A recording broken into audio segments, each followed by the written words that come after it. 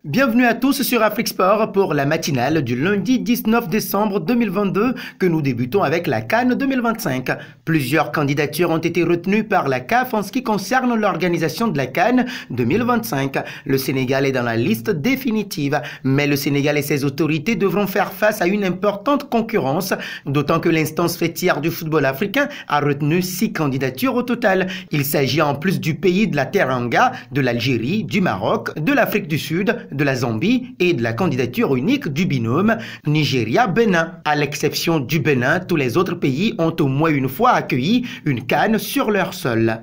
Un pas auprès de Hakimi. Il s'est excusé après avoir affronté le président de la FIFA, Gianni Infantino, au sortir de leur défaite lors de la petite finale de la Coupe du Monde 2022. Les Lions de l'Atlas ont perdu 2-1 le match contre la Croatie. Cependant, les Marocains en veulent à l'arbitre de la rencontre. Ces derniers s'en ont pris à l'officiel principal de la partie, le Qatari Abdulrahman Al-Jassim. Hakimi est même allé jusqu'à élever la voix contre le président de la FIFA sur la pelouse. En zone mixte, le latéral de 24 ans s'est excusé. Rien ne s'est passé. J'étais en colère après la fin du match. Je suis allé lui parler et je me suis excusé pour les paroles que je lui ai dites. C'est mon ami et je le respecte beaucoup, donc il ne s'est rien passé, a déclaré le joueur du PSG. Son sélectionneur Walid Regragui aussi s'est excusé pour ses débordements.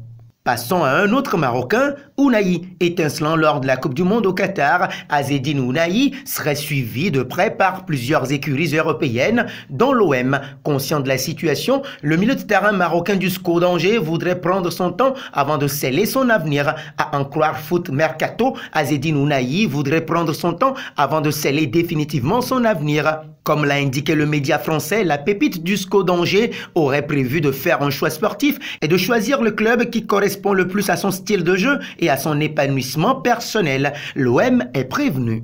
Parlons de l'équipe de France. La Fédération française de football 3F devra se contenter d'empocher 28,5 millions d'euros après le joli parcours des hommes de Didier Deschamps au Qatar pour la première Coupe du Monde disputée dans un pays arabe. Une somme rondelette qui fera du bien au compte positif de la plus puissante des fédérations sportives de France. En clair, avec une défaite, le montant s'élève à 449 000 euros, 295 000 plus 154 000. Pour rappel, à l'image de ce qu'avait fait Kylian Mbappé pour son association Premier de Cordée, dont il est parrain après la Coupe du Monde 2018, beaucoup d'internationaux reversent cette somme à des associations caritatives. Certains communiquent sur leurs gestes, d'autres non.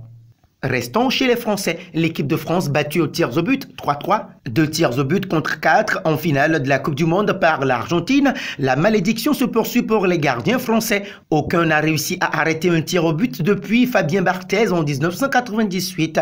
Les Bleus ont disputé 3 nouvelles séances de tirs au but lors des derniers tournois majeurs et à chaque fois leurs adversaires ont trouvé le gardien français. En finale de la Coupe du Monde 2006, Fabien Barthez avait dû aller chercher le ballon au fond de ses filets lors des 5 tentatives italiennes. Même chose pour Hugo Lloris en quart de finale de l'Euro 2021 face à la Suisse, 3-3, 4 tirs au but contre 5. Si le capitaine tricolore avait sorti un pénalty de Ricardo Rodriguez à la 55e minute de jeu, une première en 15 pénaltys concédés par les Bleus, il avait été impuissant sur les 5 tentatives suisses lors de la séance des tirs au but. Rebelote cette année donc. Nous voici arrivés à l'instant quiz avec 3 indices pour connaître notre joueur mystère du jour. Premier indice, je suis un défenseur de 25 ans, évoluant en Espagne. Deuxième indice, j'ai déjà joué pour River Plate. Troisième indice, j'ai débarqué dans le foot européen le 13 août 2021. Qui suis-je? Vos réponses seront attendues en commentaire. Nos félicitations à tous ceux qui ont répondu Bilal El Kanous lors de la dernière matinale. C'était le joueur à trouver puisqu'il est un milieu de terrain de 18 ans évoluant en Belgique qui a la particularité d'être ambidextre.